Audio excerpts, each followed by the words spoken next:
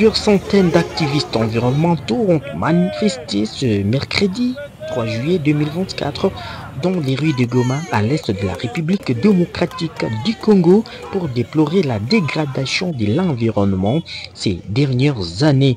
Le manifestant munis de banderoles et des pancartes scandées des slogans tels que Tulinde Mazingira, protégeons l'environnement, les pétroles tuent, femmes, énergie propre, cuisson propre en RDC, investissez dans les énergies renouvelables et bien d'autres. Ils ont exprimé leurs préoccupations face à l'inaction de la population et des autorités en matière de protection de l'environnement. Justin Kabesha, l'un des organisateurs de la manifestation, a déclaré que cette action visait à faire pression sur les nouveaux gouvernements pour qu'ils s'investissent davantage dans les énergies renouvelables. À ce jour, nous avons réuni des jeunes et des femmes pour demander au nouveau gouvernement d'investir beaucoup plus dans les énergies renouvelables parce qu'il est très important, il est très urgent que les emplois verts, que la promotion de l'entrepreneuriat vert soit une priorité dans notre pays, que le président en plusieurs années a décrété comme une solution, comme pays solution en Afrique et partout dans le monde. Vous savez, dans notre pays, il y a toujours des lois, il y a toujours des décrets, il y a toujours des décisions, il y a toujours des communiqués. Malheureusement, toutes ces décisions, toutes ces lois ne sont pas en application. C'est une mobilisation aussi pour dire aux gouverneurs, pour dire aux autorités congolaises que les femmes et les jeunes nous sont mobilisés cette fois-ci par rapport à toute décision qui sera prise et qui ne sera pas en application. Nous voulons voir l'interdiction des emballages plastiques dans la ville de Goma.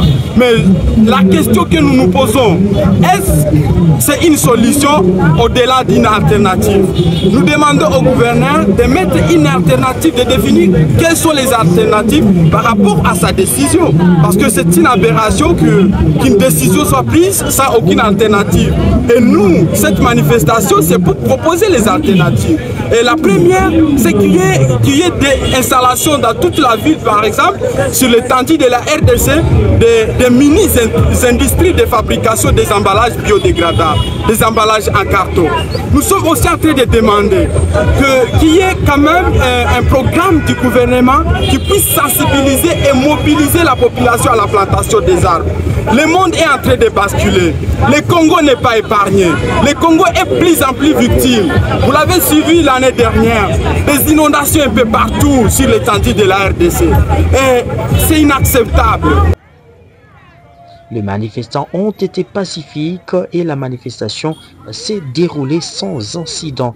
Cette manifestation met en évidence les préoccupations croissantes de la population congolaise face à la dégradation de l'environnement. Le pays est confronté à un certain nombre de défis environnementaux, notamment la déforestation, la pollution et les changements climatique. Cette femme marchait ces jours. Sisi wenye tuko pembeni ya parke tunasirika kwa sababu wezi wengi kupitia hii vita wameprofite kuingia kunyanyasa mali zetu, sababu wanajua kama vita iko hakuna tena jinsi ya kulinda mazingira. Wamebeba petrole zetu, wamebeba essence, wamebeba vitu kaza wa kaza. Hata hivi kama wanamaliza mazingira yote kuikata ndani makala, hatutapata tena pesa ndani ya sanduku ya serikali na umaskini utakuwa na tunasema hivi, kila yeyote ambaye atakamatika iko nakata tena mti kukonga makala ya parke aadhibiwe vikali, sababu kufika kwetu hapa tumefadhaika na tumenungunika na tunasirika.